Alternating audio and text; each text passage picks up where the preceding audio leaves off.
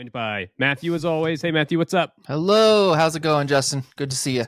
It's good. And we're also joined by our guest, Jake Martin. Jake, what's up, man? Hello. I am so happy to be here. Thanks for having me back. The bit Welcome bloggist back. himself.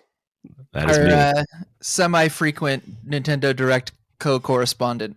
Yeah, it just works out this way. It's perfect. So, guys, we had a really well-rounded Direct today.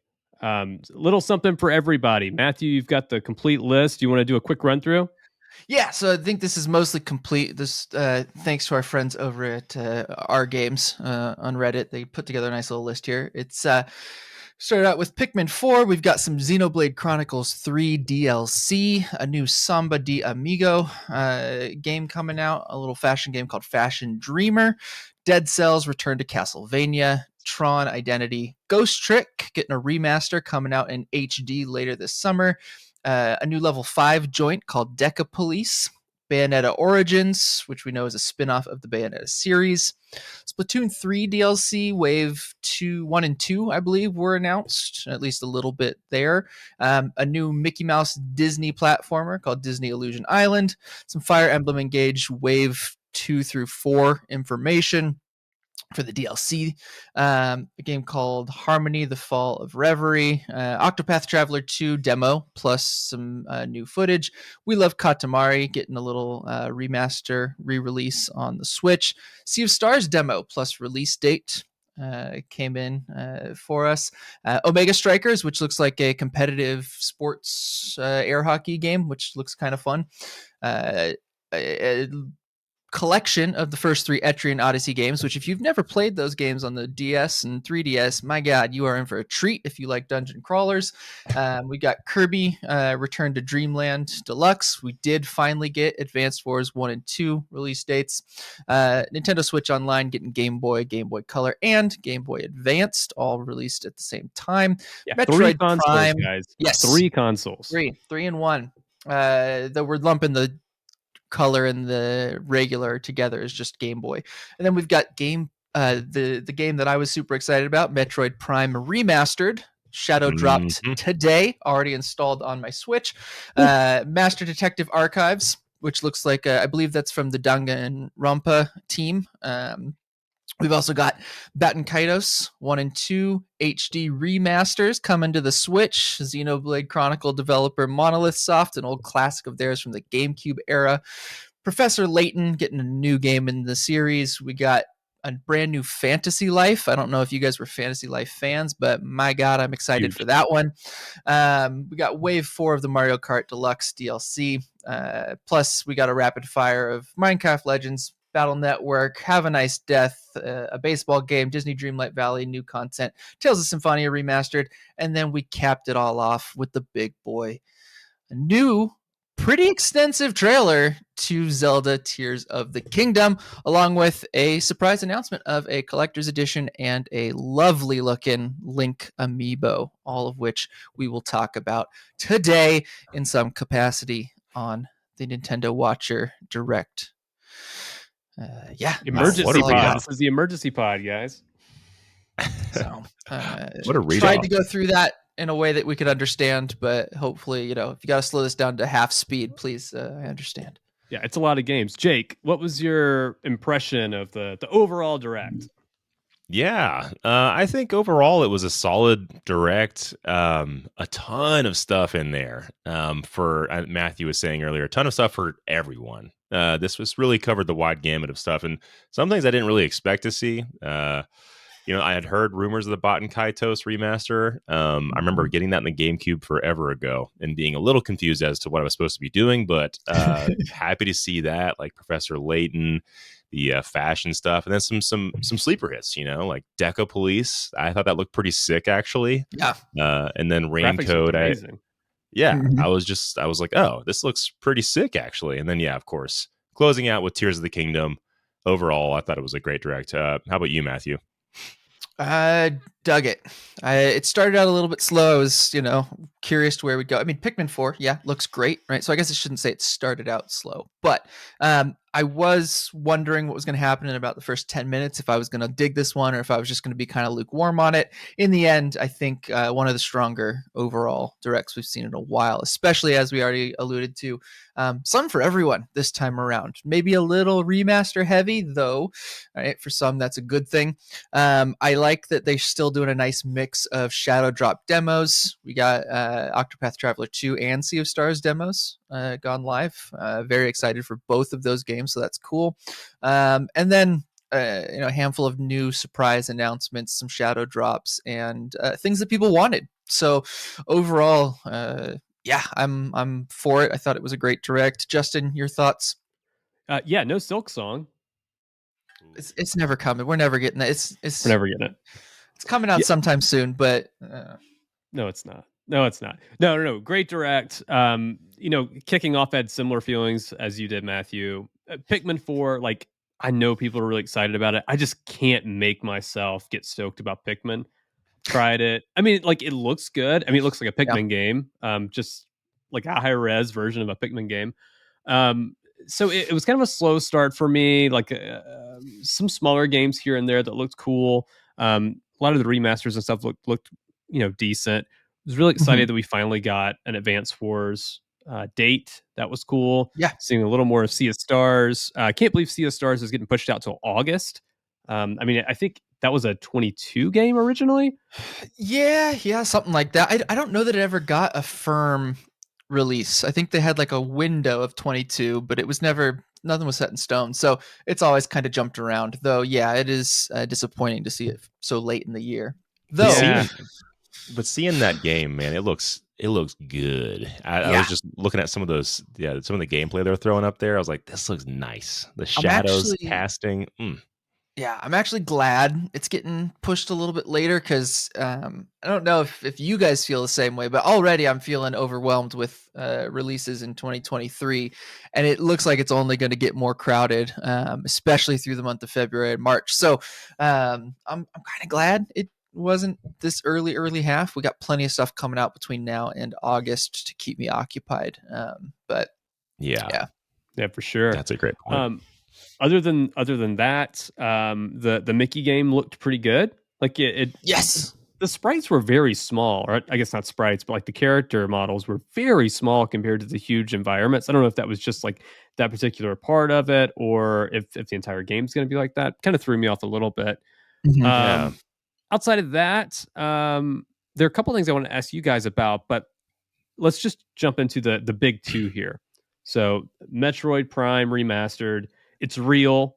Yes. They couldn't put it out in 22 and save Jeff Grubb's hair, but they put it out now. And shadow dropped it, of all things. Like, I'm shocked that they shadow dropped it. And we're getting a physical in a few weeks. And Breath of the Wild's sequel, Tears of the Kingdom. Just, I can't believe we got those two games at the same time. I love it. Oh, man. I love it. We knew we were going to get some Tears of the Kingdom. That was a guarantee pretty much. Obviously that was coming. We'd get a trailer or something. I'm just glad we didn't get the release date pushed back. It looks like it's hard and fast. We're getting it, that release date. It's sticking to it as I predicted on our Game of the Year podcast. So that's good, right? Happy to see that. It looks amazing. Big, expansive, wildly ambitious for what it's doing. A little disappointed that Metroid Prime had to come out when it came out because I'm still in the middle of Fire Emblem Engage. Now I got to juggle that with Metroid Prime Remastered because I'm downloaded. It's already, like I said, it's already installed. It's ready to go as soon as this podcast is over. I bought it too. Yeah, and I got Octopath coming out. You already bought the game? Oh, man. Octopath is coming out in 2 weeks. So, yeah, of course, now I'm just slammed with content between now and the end of February, and I'm underwater again, falling behind already. Wait, how much is the remaster? How much is Metroid Prime? $36. Oh, that's a like deal right there. I was thinking it was going to be a 60. It's not a 60. No. I was like, maybe I'll wait for the physical release. Oh, man. No. 35 is that price that'll get you in for the download instead. Yeah, something in that range. It was under 50, though. That I know for sure. Wow. Are you going to be playing the game in original control mode or Not a chance. updated Not a control chance in mode? hell. Everyone who's played Metroid Prime on an emulator knows that the Prime hack is the premier way to play through Metroid Prime games. That's the dual stick, controls. And when they said, yeah, they're in there, we got them, I knew immediately that it was an immediate purchase for me. That was what sealed it. The fact that they didn't do, hey, by the way, you have to play in the terrible original control scheme. Man, But did you ever play it? I tried to go back and play it on the GameCube maybe like a year ago. Just fire it up and see what it was about because it'd just been a really long time. I couldn't get the controls down. Like I sat there for like 20 minutes just trying to figure it out. Like I was okay walking around, but as soon as I had to battle anything, it was game over. Yeah. It feels bad in with modern, sensibilities and stuff. It's just hard to go back to. It's one that hasn't aged well. That control scheme. It worked fine back in the GameCube day, but it has not aged well. Did you ever play those games, Jake? Have you ever played the Prime games? Oh yeah. Big fan of Metroid Prime, the original one. I played I played all of them. Played the ones on 3DS as well. I will say I don't remember the controls being that bad on GameCube, but again, this was the last time I played it was on GameCube. Actually, was there a port or a remaster that was brought onto the Wii or something like that? The trilogy. The trilogy. There was a collection of all three that made it over. I played it with the shooter controls actually on the Wii, so I remember playing it like that, and I guess that's why I wasn't equating the movement as weirdly because you could aim a different way while you were moving with the Wiimote. But yeah, I mean, I don't remember the controls being that weird. So, but very excited about this. Can't believe they did that. The Shadow Drop is truly unbelievable, but also a little disrespectful. No Metroid Prime 4 news. That was coupled along with this. That was just I've already lost, man. Here's Metroid Prime, and we're not even going to mention 4. Not even going to mention it. What is that? What does that even say? What does that say about the state of the game? It's not looking good. It's not looking good. If you listen to our predictions podcast, I'm already down one because my prediction was that we would get a trilogy announcement. I thought they were just going to bring over the trilogy from the Wii, a standard slapdash port, Easy Nintendo peasy style. But no, we're getting a slightly remastered, updated, smoothed out, kind of weirdly smoothed out, I will say, version of Prime. I was expecting, like I said in my prediction, that we'd also at least get like a 2024 window for Prime 4 at the same time. So I'm a little bit bummed, especially now that we're hearing rumors that there may actually be a follow-up to Dread before I don't know if you guys have heard this rumor, that apparently Mercury Steam's working on a Dread sequel at present. So if that turns out to be true, I'm very curious to see where 4 is at. I can't imagine it's coming out on the Switch if we do ever see it. I have to imagine it's a next gen. I'm glad you mentioned that, Matthew. Let's take one more beat on Metroid before we move on. I've been thinking about 23 as like the swan song for the Switch. It feels like it's inevitable at this point. We know Tears of the Kingdom is the last huge game. We've got Pikmin at this point. Like a lot of the games that we knew were coming have already come and gone, or they're coming this year with the exception of Metroid Prime 4. But getting the Prime 1 remaster, and they didn't do the trilogy. Are they really going to put one Prime game out on the Switch and then hold the other two for the second console? Because they're going to do the other two games. I imagine we get 1, 2, 3, and then 4 ends up being whatever the Switch successor is. It ends up being like a launch title for that or something along those lines. That seems like where we're at this point. You think we're going to get the second one and the third one on the Switch before the transition? Wow. When do you think they'll come out? Or, like, I'm just thinking about if we're thinking about a launch window for the Switch 2 or whatever it is, like that's pushing it out pretty far. It's hard to know, right? Because we have nothing in the back half of the year, right? We don't know. We got like there's it's only speculation past August for Nintendo. So the whole holiday season. I mean, I imagine mid-year we'll get another direct.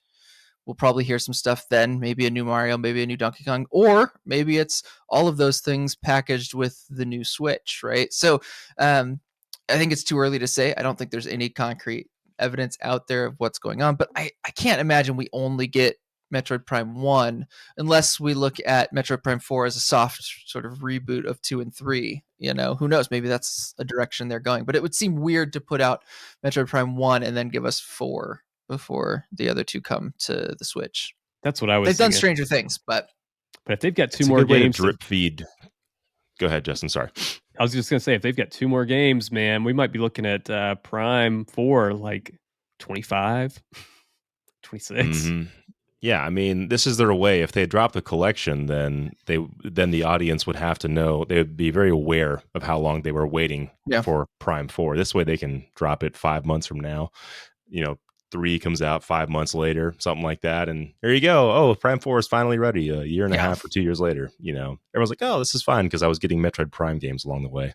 Yeah, that's kind of what I'm thinking. We'll get a 6-month drop for each of them, right? 6-month window between each Prime game with 2. That gives us 2 years out for Prime 4, right? Which I think seems right at this point with how little we've heard. But who knows? I mean, there isn't really any way of saying where that ends up until until a little bit later. No, so I just have to guess, and then we're wrong, and somebody brings up this video years later and rubs it in our face. Those guys are way off. Way off, you morons. All right. The big one, Tears of the Kingdom.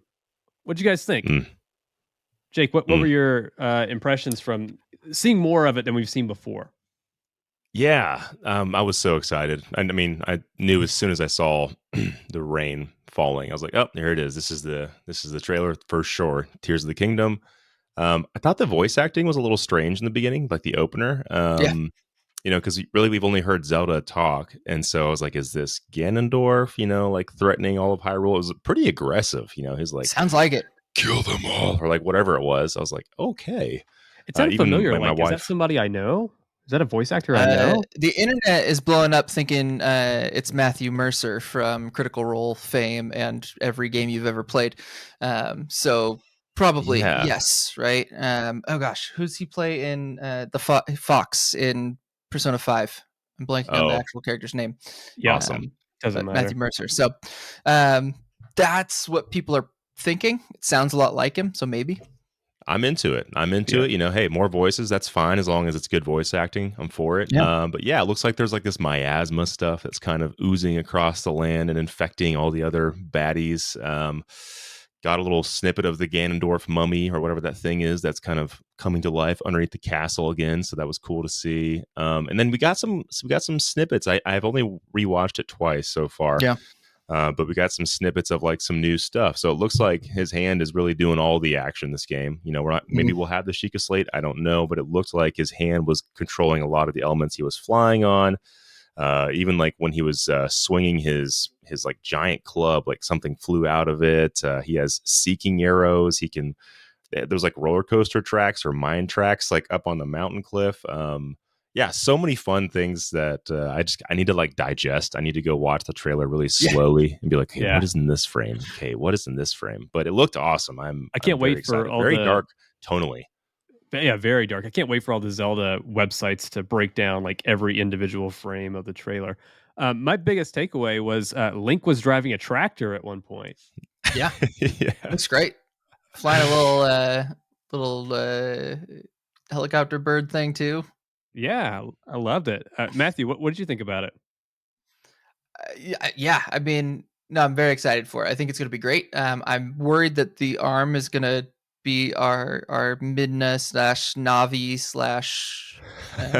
/ Fee character. No. Because so there's that bit at the end, right, where Zelda in the in the voiceover is saying, lend him your power, right? And then we get the scene of her falling down a cavern and Link reaching towards her before his arm has been transformed.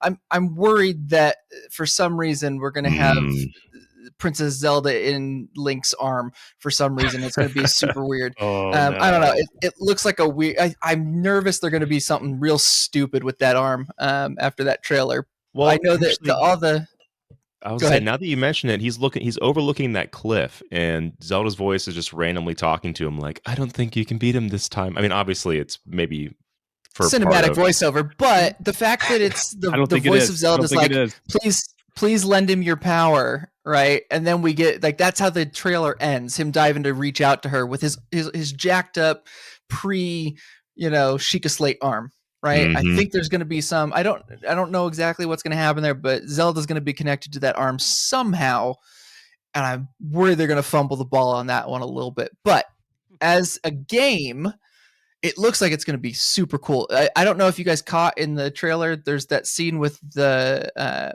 Lisfalos underground. It looks like in like a big cavern doing some mining. Yeah. So it looks like not only are we going to have the above ground, but we are going to get the below ground that people were speculating from that first trailer. We're getting 3 tiers. This game's going to be huge. Tiers of the kingdom. Exactly. Yeah. Oh my God. It's working on layers, guys. Tiers, if you will. But it does look like we're going to get 3 maps, right? I think that, we saw that there's a power where he can like travel through stone. I think that's going to come into going below ground. You go right through the ground, right? You pop up out onto the surface, fly up into the air. Like, I feel like it's going to be a massive game. I also liked the Donkey Kong minecart with the shield that was going on there. That was pretty cool. Yep. So a lot about it I liked. I mean, it looks fun. I'm going to play it. I'm going to play the hell out of it. We don't even really need to play it. I mean, I think we got the whole thing figured out. You're going through the grounds, going up into the sky, new Princess sky Zelda's in your arm. enemies. Yeah. Zelda's the cuff from Forsaken. There we go. It's a Forspoken. mess. Forspoken, yeah. But Zelda does say, "Lend him your power" or something like that. So but there's some timey-wimey stuff. There's some timey-wimey stuff going on in this too, I'm sure. It's past Zelda talking to present Zelda. I don't know. It's looking weird. It's past stuff's Zink, going on. Or it's past Link's power. Yeah, Zink, that's what we call him now. Yeah, Zink. Zelda Link combined Zink. There they are. Zink. Oh my God, this game is. It's either going to be awesome or awful. No, it's not. The story might be awful, but the game's going to be killer. I can't imagine it's bad because again, all it has to do is do what Breath of the Wild did, and add a couple nice things, and I'm on board. Yeah, seeing it today was the first time that I saw enough stuff that I was like, okay, this isn't just Breath of the Wild DLC. Like, and it's okay to have a game that feels like DLC. I'm not against that at all. But this was the first trailer where it felt like the game had its own identity. Mm-hmm. Yeah, it looks pretty spoopy, pretty aggressive. So yeah, curious to see how they do that. Is this the Majora's Mask essentially of Breath of the Wild? As soon as I saw that moon, man, as soon as I saw the blood moon, I was like, oh, this is a Majora's Mask thing. Mm-hmm. Yeah, it looks good. It looks like we're gonna probably, the game's probably gonna start with some sort of, apocalyptic event that's gonna throw half of Hyrule up into the sky and open pockets down to the ground, and it's just gonna be cool, man. I'm excited for it. I don't really have any concerns. You mentioned it seems like it's more than just DLC, but I will say that since the Switch era, Nintendo's been kind of on point with DLC, right? Which is something I want to talk about this Direct as well, which is very DLC heavy. We got a very DLC heavy Direct, with the Xenoblade Chronicles 3 DLC. We got to see waves 1, 2, 2, and 3, or wave 3, I think, and then a preview of wave 4, which is supposed to be like the Golden Country Torna expansion with Adult Shulk, Adult Rex, Adult Noah, right? We're going into the future. We're future connected, maybe. We've got the future really connected. We've got to see what Adult Rex has been up to. Yeah, well, we already know what he's been up to. It's been weird, man. I need some explanations. Yeah, it's been weird, man. It's been weird, but I mean, Adult Rex looks better than Baby Rex, so that's good. But they're that DLC is probably going to be super cool. It looks like we're going back to areas from all of the games with future versions of all the characters. Where Alvis is coming back, a major character from the first game, as the antagonist. It looks like, so that's going to be cool. And then we got Splatoon announcements. I have no idea what that wave 1 is. I don't know. It doesn't really seem like much. It's just here's a new hub. Well, it's a callback to Splatoon 1. So I know that, but is that a DLC? Is that a paid DLC? There's more modes and stuff to do inside of that hub, but I think it's more of a nostalgia kickback. Just like you can go over here and play some other games and get some Yeah, Get because some other that's what I people to wasn't talk sure to. about. Because it seemed to me like it was just like, all right, the shops have different shopkeepers. There's different people performing during the splat fests, but other than that, I didn't remember them announcing any like additional modes or anything in there. I'm sure there will be more that they'll say as it comes closer. But what has me really interested is that sort of monochrome sepia toned Wave 2 DLC, where you got the which I'm assuming is going to be Side Octo. order.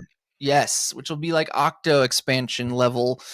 Dive deeper into the weird world of Splatoon. I like that it's like monochrome. That's always a fun starting point for a Splatoon DLC. It reminded me actually of some. It had very heavy near Automata vibes, which I thought was strange Mhm. but fun.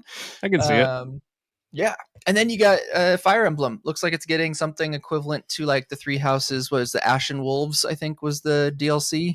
All right, we're Very getting another. quickly too. That game just came out like 3 Yeah, weeks ago. yeah, and they said Wave 2 just is out today. I think it. Yeah. Right, they're so 3 new rings, which means 3 new paralogs to play as of tonight, which is pretty cool. But they're doing the DLC, and I haven't really felt that they've had any bummers in their DLC since the Switch came out. I think it's been mostly either interesting or quite good at the Yeah, very well, least, right? and Like, and and you're missing the Mario Kart Wave yeah, 4 Wave too. 4. That was announced today. Birdo's the new playable character. They Cool. are going a long way towards making that Mario Kart like the Birdo? ultimate Mario Kart game. Yeah. Wasn't it Birdo? Am I wrong? No, it was. I was just saying, Oh, Birdo. why? Is that the character we all really were looking forward to? Yes. But hey, 100%. we got a new character, which is cool, which is a Yeah. cool thing. And Yoshi's Island looked great. Yeah. Yeah. Yeah. But just So- like Metroid Prime, I feel like the DLC is just pushing Mario Kart, the new Mario Kart, further and further away. So that way Mhm. they can launch it on the new system instead of this one. They're just like, we'll just keep pushing that out. So here's Birdo. I mean, do any of those interest you, Jake? You playing any of those games? Are you picking up any of those DLCs? Where are you at on this whole DLC train? Because we've talked about this a lot in the past on Nintendo Watch I'm Our out. Thoughts. But I'm out on the DLC, bro. I'm out on it. Because first of all, I haven't really played any of these games except for Mario Kart. So Mario Kart DLC, I'll definitely check out. Yeah. But that hasn't really kept me in because it's just felt like I've been playing the same game no matter what. The maps are cool for a little bit, and I'm like, yep, it's Mario Kart. And then of course the other stuff. I was going to ask you this, Matthew, because you're playing Fire Emblem right now. Yeah. Like, it seems like the ideal time to release DLC would be maybe a little bit later to keep people that maybe skipped over it to come back in after they hear news about it. But it seems so soon to release DLC for some of these games. I wonder if have you finished the game yet? Like the main story? No, campaign? about halfway through. I think there's 26 chapters, and I'm at 16, Okay. so I got about 10 chapters, 11 chapters to go. And I imagine not a lot of people have finished Fire Emblem yet, because No. it just came out recently. So I wonder if this is like a great way to keep people long tail engaged because it just came out. Like, hey, keep playing the game, keep going back. And it's weird I too don't know. because this game is really like a pick up and play for an hour or so at a time. It's not like Three Houses where it's more like an RPG. This is where I'm kind of torn because I don't. The DLCs that they're currently released, like the first 3 waves, are essentially just new standalone missions, right? That give you an additional emblem ring, which are like basically the Super Saiyan fusion items that you can use on your characters in Fire Emblem Engage. And and so I think those DLCs, they make sense now because, as Justin pointed out, for me it's been I play like 1 or 2 missions a night, and I put it down. Right, I do 1 or 2 missions, either a story mission or a side mission or whatever, and then I'm good. I'm good for the night. I'll go play something else or read or whatever. And so this kind of DLC kind of works well at any point because all it's doing is, oh, do you want to go pick up a couple extra like items and meet some new characters from past Fire Emblem games? Cool, go off to the paralogs, right, which are non-story critical side missions. Play that fight, unlock the item, and then it's pretty much that's it. That was the end of it. The DLC, like was it Fell Xenologue or whatever it's called? That one, which is coming out, it's like the last wave, right? Which probably won't be out for almost a year, the end of this year or whatever. That's going to hit it just the right time for that one because that's going to be more like an Ashen Wolves thing. So like, hit it at the tail when people have forgotten about it, but maybe it's not fully out of their minds situation. Mhm. Like I think Mhm. that, and I think about Torna Golden Country for Xenoblade 2. Those are good DLCs, the Octo expansion that work to bring people back, right? These little waves that Nintendo does, I actually really like them because they're games that maybe I've put aside because I've beaten them, but I'm still like, I wish I had an excuse to kind of like jump back in and just play a little bit more of it, right? And especially with Fire Emblem games, because like playing a map is just fun on its own. I don't need it to be connected to the larger narrative or anything like that. And so I think that works really well for some of these games. Same with like the Splatoon stuff, right? Like, yeah, it'll be cool to just kind of jump in and, run around Ingopolis for a bit, right? And, if there's some new maps or game modes or whatever that come along with it, awesome. But like little stuff like that works, I think, well as, in the early stages of the game. I kind of like that method that they do because I think they have a good, track record of giving us the really big stuff at the point where people have mostly forgotten about it, but the people that are into the game will probably jump back in and check it out.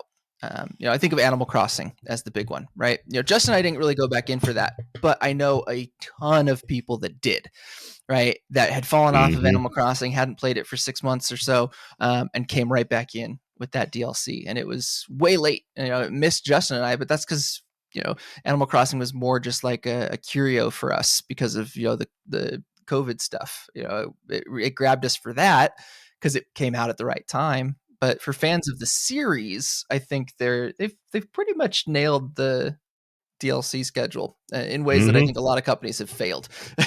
If I'm being Yeah. honest. Yeah. So Let me ask you guys about this Bayonetta Origins game. Jake, I don't know if you're hell yeah. I don't know if you're into Bayonetta. Matthew, I know you are. I think, if I'm not mistaken, for that first trailer, you weren't really sure about it when it was first announced. Oh no, but I was sure about it. Oh, were you? Okay. Day one. I don't- Okay, so kidding from me? day one, Get outta here. you're into it. I was immediately bought it. 100%. But it's 100%. very different from the other ones. Yeah. Like crazy. It different. What do you looks- think the idea is here? Are they trying to bring new people in? Is it just exploring the world differently? I'm not as familiar with those games as you are.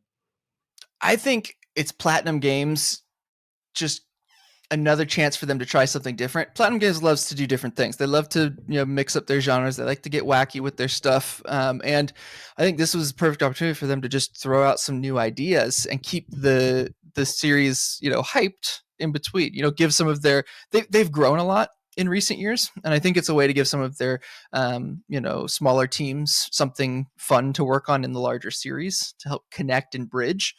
Kamiya, the main guy behind Bayonetta, has said that he envisions the series being like 8+ games long. Like he doesn't see the end of it. Oh my gosh. Yeah, bonkers. I know it's not going to happen, but that's what he claims, right? Maniac. Yeah, and so I think that this is just like a really nice little way for them to bring in some more story that they've had bouncing around that they couldn't fit into the main games in a way that's interesting. But this is a game that, to me, what's really cool about it is I think it's a good way to just get people interested in the world of Bayonetta who aren't really like action game people, because this feels like a little like visual novel adventure game to me. In fact, the little cozy feeling to it.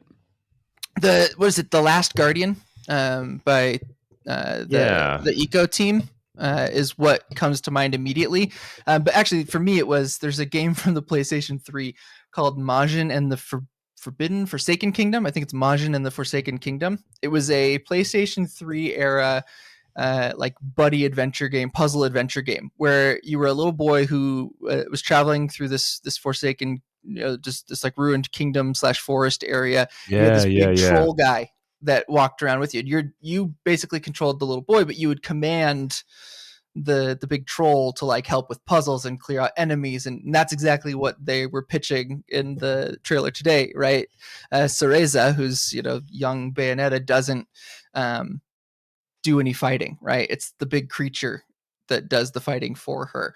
And so it's like this, it reminds me a lot of like one of those kinds of adventure games, which I really love. I think those kinds of games are a lot of fun, where you play like this weak, defenseless character, and you have something helping you complete puzzles and get through story beats and stuff like that.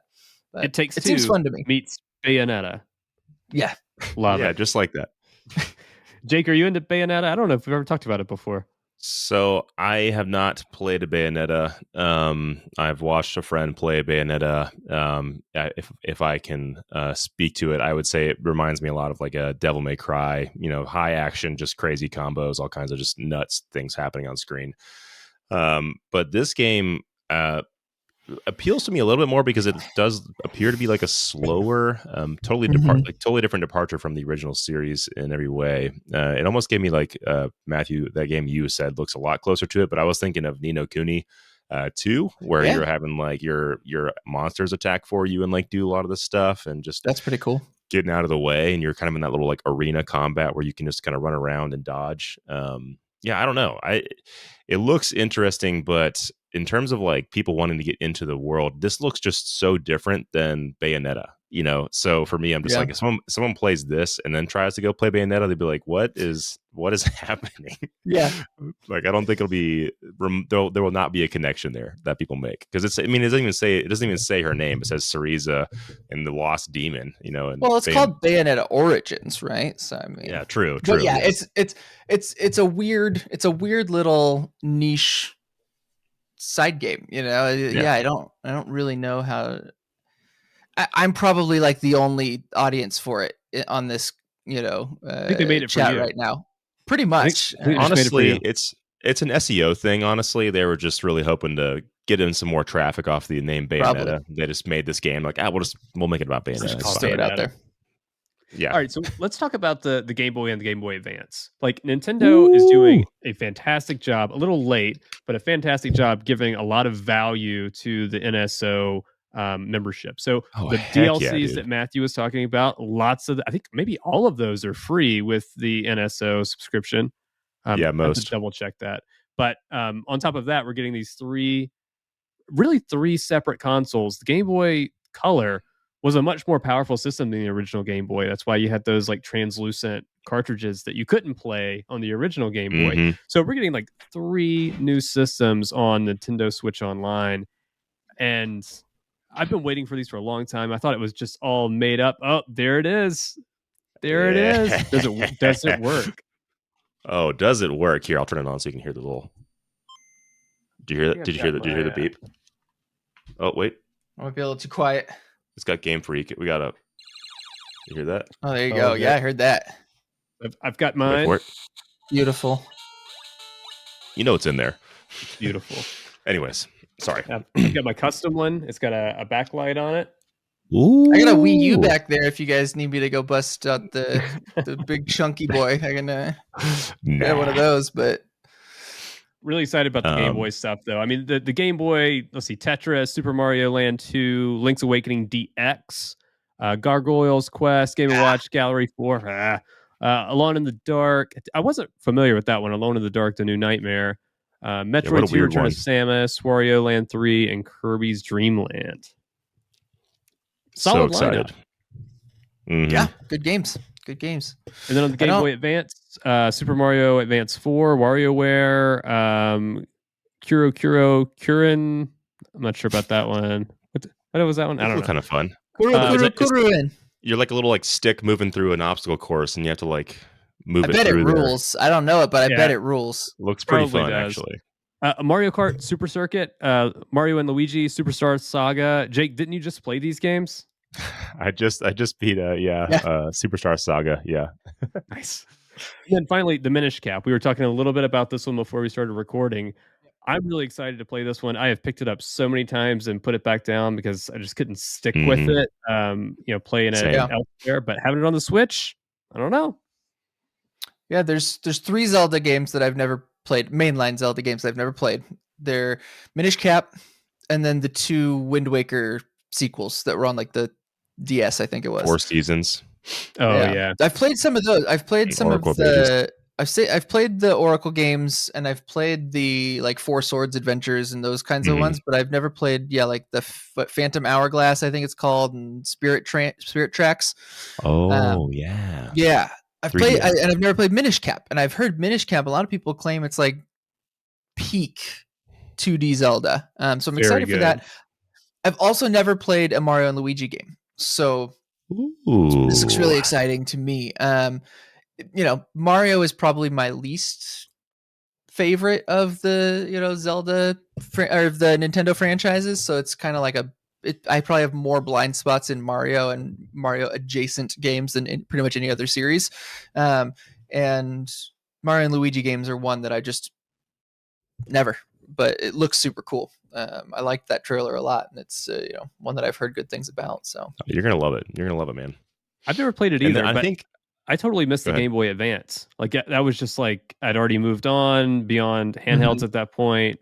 Totally missed it. So I missed a lot of these games. I have played Minish Cap before, but that was much, much later. Yeah.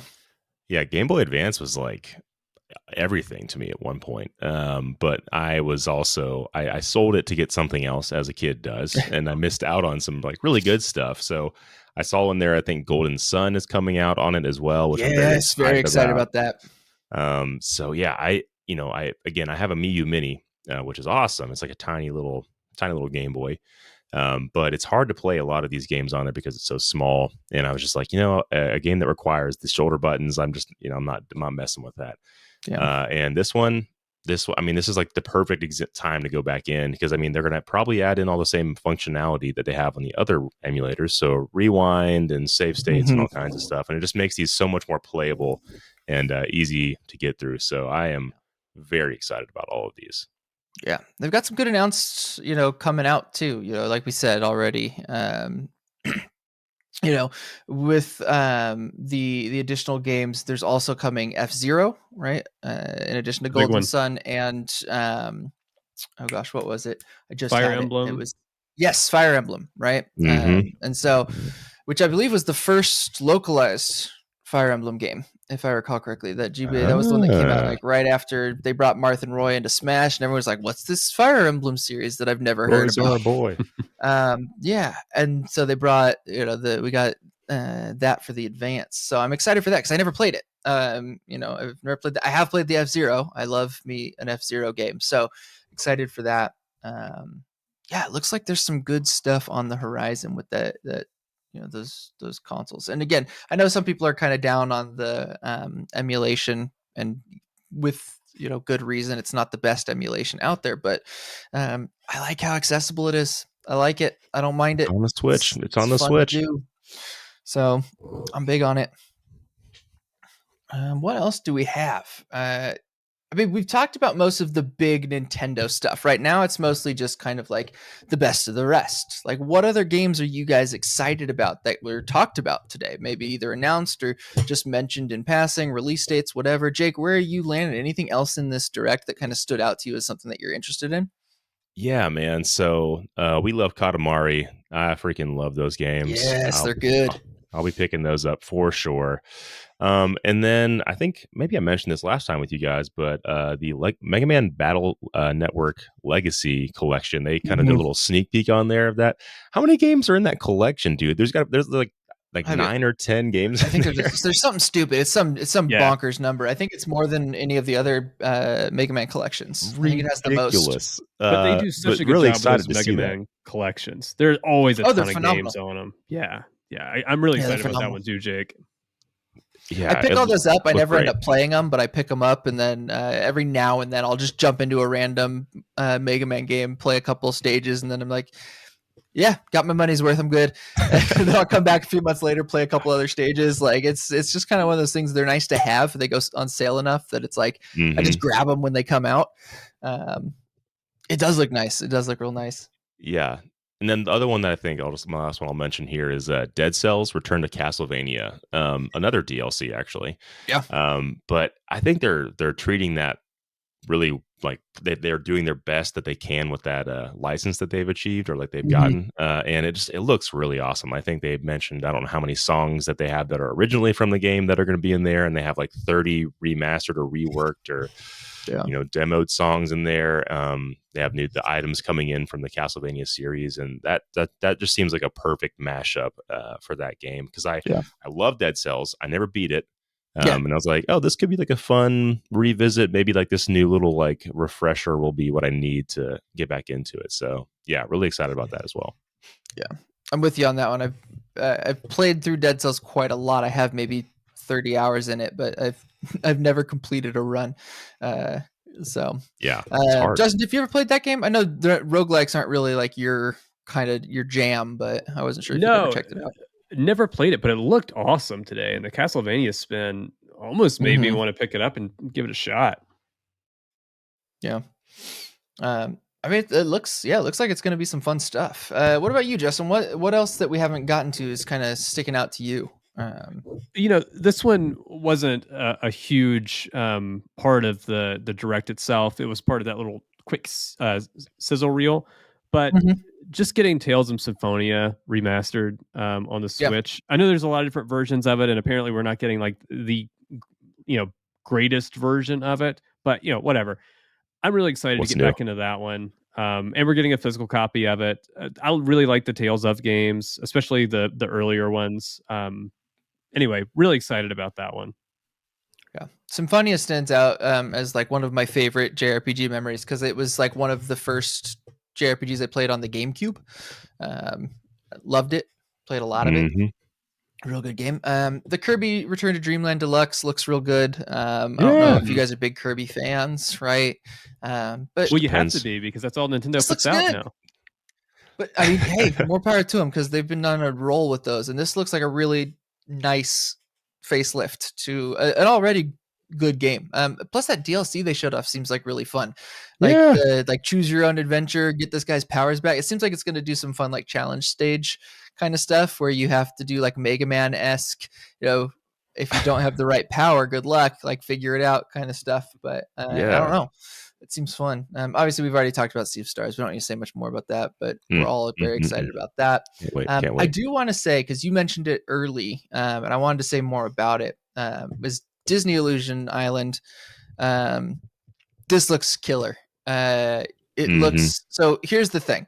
It's got it's not quite, but it's, you can tell it's going for like a Cuphead-esque, right, art style, that old cartoon rubber hose style. art style. Yeah. But what it reminds me of, and why I'm so excited about this, is it reminds me of something like Rayman Legends. Mm-hmm. I don't know if you guys ever played the Rayman Legends series, but those I did. games rule, and it's been a long time since we've had a proper Rayman game. That 4-player platforming action, like plus with like the the ability to piggyback for extra long jumps, dangle ropes for player, like that's some cool stuff. Like I really the like interactivity of the 4 players with the platform. I think that's why the zoom out is what it is, because it also reminds me of was it New Super Mario Bros. U? Was that the one that was the 4-player side scroller? A Yeah. few of them have been like that, but yeah. Yeah. The one that originally came for the Wii U and then released on Switch like last year or year before, something like that. Like that's what it reminds me of. And again, it just looks cool. I'm not a huge Disney person, but I do like those classics quite a bit. I think they're pretty cool. And the art style just looks fun. So it looks like that a really, animation is so good. So good. Yeah. The animation looks great. I don't know if you guys caught this or not though. There was like it's a style of art where like certain things in the level are hyper animated or look a little bit different compared to your actual characters. I don't know if that caught you or if you guys noticed that or not, but like some of like the things they were bouncing on looked way different than they did. And I was like, that always throws me off a little bit. Yeah, like, it's a little bit dissonant. Yeah, I'm sure once I play it, it won't bother me. But like, yeah, just seeing that, I was like, oh yeah, I gotta adjust my brain to make this make sense. I don't think any of us here are going to be picking up Fashion Dreamer, but I think that fans of that genre, of like the dress-up games, which are huge, they sell millions and millions and millions and millions of copies on mobile. And I think was it Style Savvy, I think is the series of games that this developer did before, were very popular. I think this will have a huge audience, and I think it actually to me it actually looks pretty cool. I like, one of my favorite things to do in games is if there's a glamour system, I like to play dress up with my characters. So if there was more to the game, I'm a than simple that, man. I like to play dress up. Look, that's what I do most of. That's what I do most of my time in Animal Crossing and games of that ilk. So why not, right? An influencer with 1,000 design options, Justin. Wow. I'm gonna just keep talking past this. And then I don't know if you guys have ever played a Bithell game, but the Tron game, Tron Identity. I don't want to mess up his name. But Bithell Games is the studio of Mike Bithell, I was going to who say Mike Bithell, but I don't know I what he's believe. from. So he's done a lot of games. Probably his most famous, like his first game and maybe most famous, is Thomas Was Alone, which is a platformer where you play as a Tetranemo. Is that what they're called? The Tetris pieces, right? And it's got he does developer voiceover basically over the whole game, like narrator voiceover in a really like cheeky British accent with like that dry British humor over the whole game. And you're basically this Tetris piece trying to do a bunch of really complicated puzzles, like platform puzzles, and you meet other Tetris pieces in the game. But he also has a series of games, and what this looks most like to me are his circular games, which are Subsurface and Quarantine Circular. These are essentially visual novels where you just make choices. They're mostly static screens. For example, Subsurface Circular, you're on a train the entire game. It's just you sitting in a train car, and you get to stops. People leave the train, people come on, and you have conversations with these people. You make choices, and this really interesting sci-fi narrative plays out over top of it. He also did a John Wick game, a solitaire game that has like a heavy narrative on top of it called Solitaire Conspiracy. Yeah, I have the John Wick game. I really enjoyed it. Yeah, he Hex. makes John Wick Hex. Yes, yeah, he makes some really fascinating narrative-focused games that are very light gameplay wise, but very, very interesting in what they do. Yeah, I was wondering about Tron because I didn't see any gameplay today, but it looked just like a visual novel, like clicking mostly through that. dialogue options. Okay. I think it's going to be most like his circular games, which I think are two just phenomenal sit-down one-session play games. If you ever see them on sale, I would grab them. They're really good sci-fi narratives, and they're just fun to play. And I think this is going to be more in line with that. So it's something I would say keep an eye out for. But the kind of last thing that I already mentioned, Bet and Kaitos 1 and 2, very excited for those. I love Monolith Soft and everything they do, so I'm excited for that. But Level 5. I don't know if you guys were ever Level 5 fans. I don't know if you guys are, familiar with them from their heyday, or if you're, aware of all the nonsense with them, right? In recent years, where they've pretty much done away with their US localization team in the last few years and are only just now getting back in. But it looks like they're coming back in a big way. This was to me like the Level 5 Direct in some ways. I think we talked about this at the top, maybe off mic, Jake, but Deca Police. Yeah, looks freaking sick, man. Like, I'm excited about that. I don't know anything about it. This is the first I've heard of it. It looks slick as hell. It looks so good. Here's the thing. I've just kind of been jonesing for a Persona experience, and this kind of had some of those vibes. I was just into it. You're just traipsing around with your buddies and solving crimes, and I was like, this looks great. I think I'm for this. Apparently, it's like an open world. Yeah, like an open world. I think it's like an open world turn-based JRPG. I think it's an open world turn-based JRPG, which looks super cool. I don't know if you guys ever played Rogue Galaxy or the Dark Cloud games, but that was my era of Level 5, right? I loved those games. Absolutely love. And the like cel shaded graphics are really drawing me back to Dark Cloud 2. It's giving me that vibe, that Rogue Galaxy Dark Cloud 2 vibe. The turn-based gameplay looks really cool. The design looks like, do we need another cop game? Maybe not, but it looks like they're doing a fun spin on that. So we'll see. It looks good. And then we got a new, if you're a fan of farming sims or life sim games, Fantasy Life. I don't know if you guys played the original. Oh, yeah. It's huge. It was huge. People loved it. People could not get enough of it. It's like Animal Crossing meets Rune Factory taken to a whole nother level. Definitely saw the Animal Crossing vibes when she was putting the chair down in her house. I was like, that's straight up Animal Crossing. Yeah, but I think it does some more interesting like Rune Factory combat vibes as well, which is pretty cool. So it's going to scratch that itch for people, and then I know people are real big fans. I've never played a Professor Layton game, but I know people love them. Hey, we're getting another one of those. So good for them. I'm glad that they're coming back to the US market because Yeah, they've had some pitfalls here and there, but I've heard the Yokai Watch games are pretty fun. Hmm. You know, Yeah. I like a lot of their stuff. So great, right? Let's get it. Are they Nino Kuni? Yeah. Nino Yeah. Kuni. I was just going to say they're also Nino Kuni. So I love those two games. So Yeah. yeah, So why let's not? freaking go. Let's see more. Let's right? freaking go. Man, just a really great direct. Really great direct. Yeah. I mean, I got no complaints.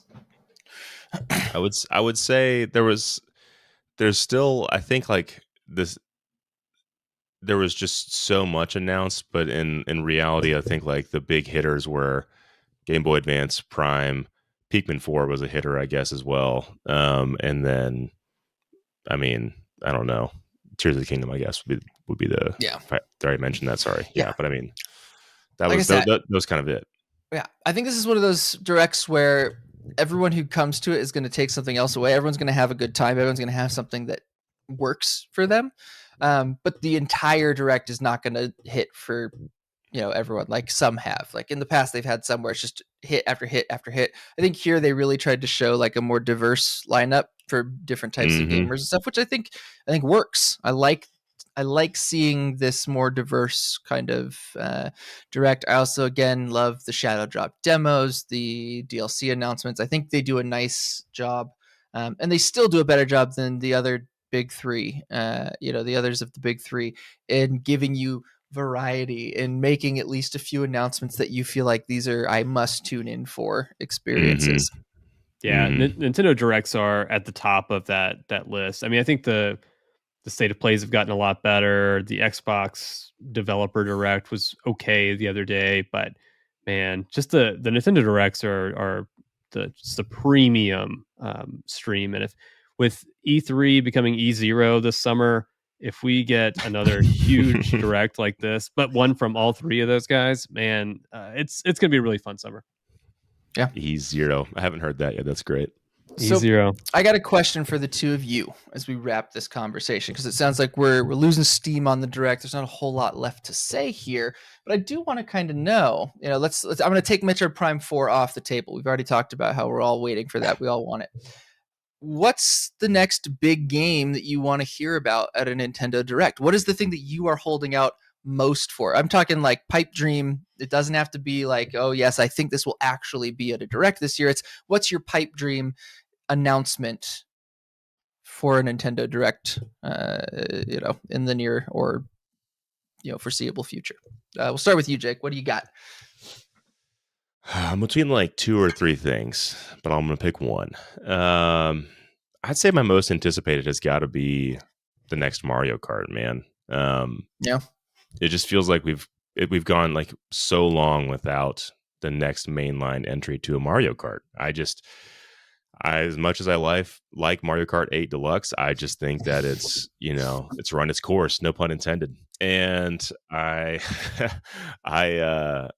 just there's something about the excitement that a new Mario Kart game brings, and I know that's going to come with the next Nintendo handheld or console. So I think with that, it's just like the excitement of new. This really is new and like a new way of racing. It feels different. I love those games when they come out. Yeah, just freaking trying to get the best in every single course. Like I just can't wait for that. Do we think that the new wave of DLC maps is like pre-production for the next Mario Kart? Do you think that's why we're getting all of this? Because they've done some facelifts on a few of them. They've made a few changes. They're adding in Birdo, so clearly they're back into tinkering with Mario Kart. In some capacity. Do you think this is all just like the staging ground for our next Mario Kart? I mean, I'm sure it's like, hey, how quickly can we design and release a map? What does that process look like for us? My worry is that they're going to end up like Smash Bros, where they've done all of this work and brought all of these characters and maps into one game, that when the next one comes out, if it's lacking in those maps, I think you might have some people that are mad.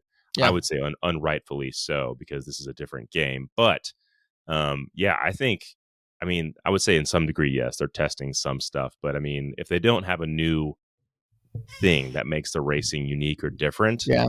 then to me, like, it's not really a test run right now. They're just releasing more stuff. So Look, I got a pitch. I got a pitch for you. What's the pitch? Keep it dead. Kill the Mario Kart series. Bring back F-Zero. That's my pitch. Listen, you know what they're doing with Mario Kart? I can tell you. They're making this a live service thing.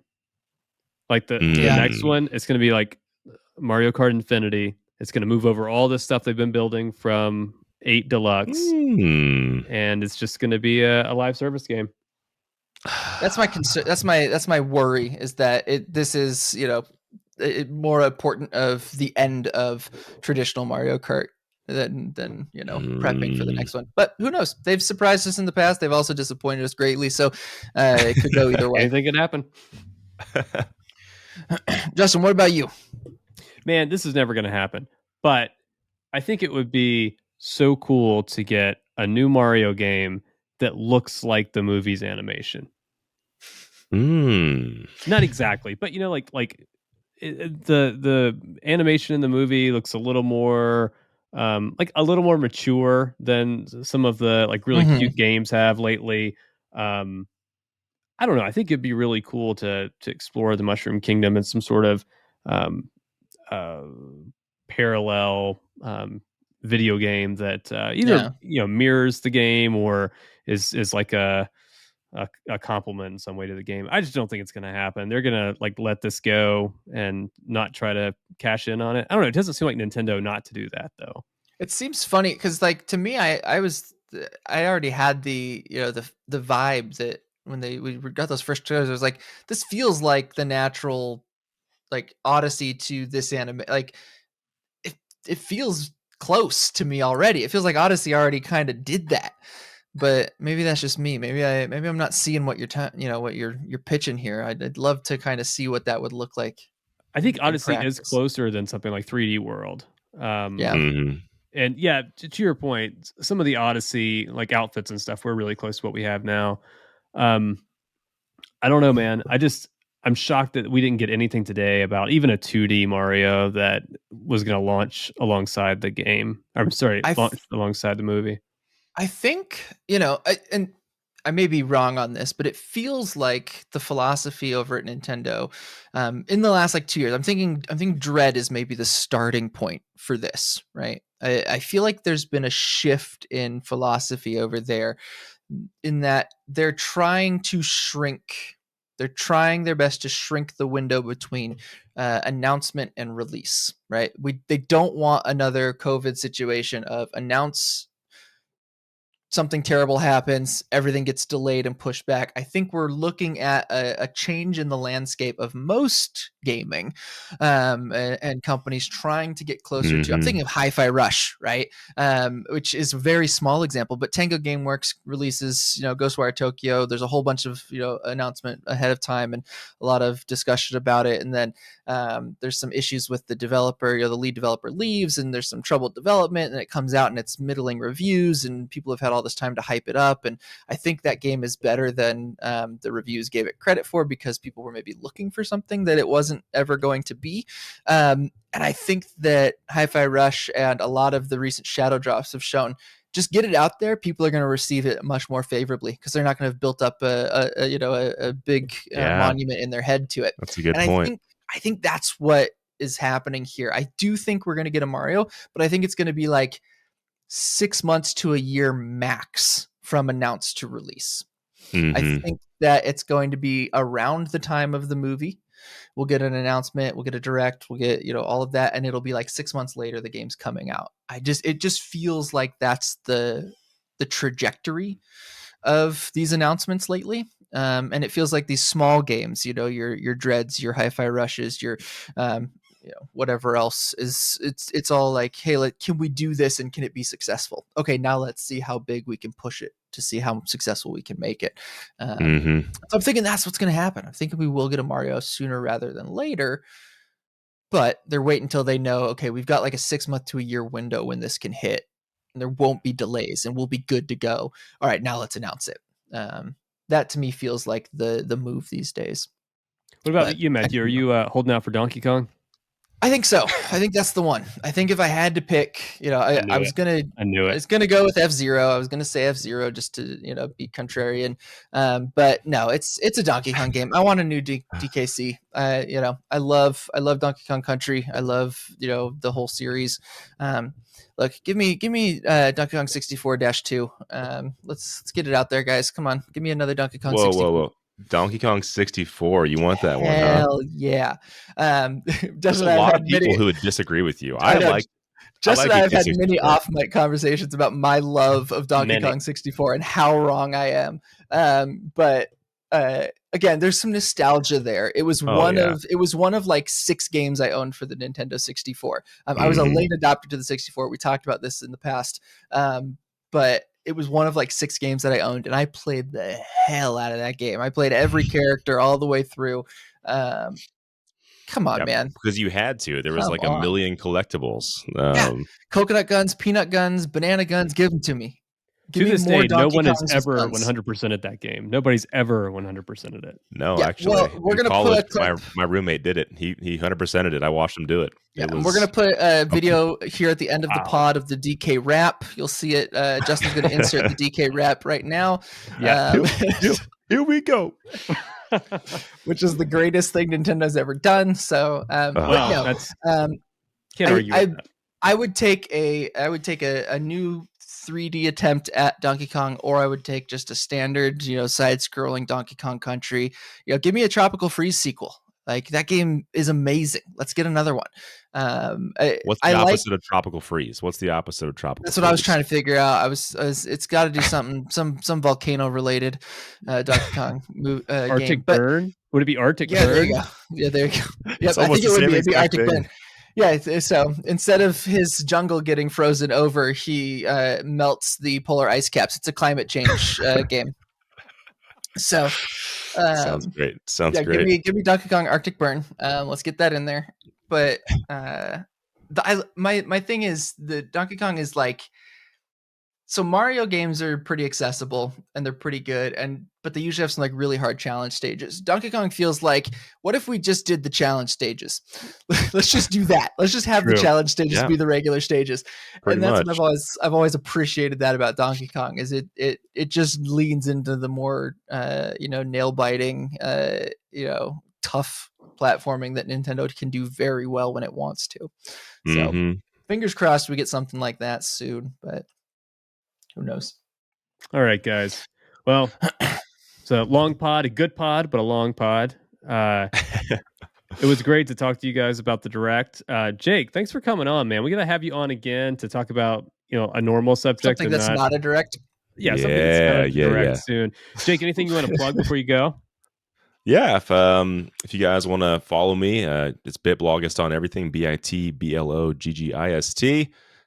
We got some podcasts on there. We got some streams. We got some writings on there. So check it out. Check it out if you're interested. And follow me on Twitter, because I'll happily follow you back and we can chat about video games.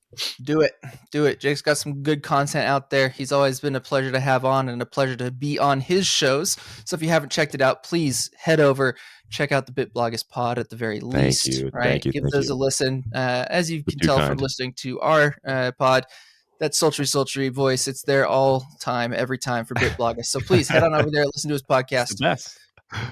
Sultry tones, dulcet tones, as Justin once said. Yes. But we appreciate having you on. We appreciate you coming down to chat with us about the Nintendo Direct. It's always good to hear some other perspectives on these things. We get a little too in our own echo chamber, so good to have some additional vibes in the room. Yeah, I'll straighten you guys out. Yeah. Thanks. All right, guys. Appreciate it.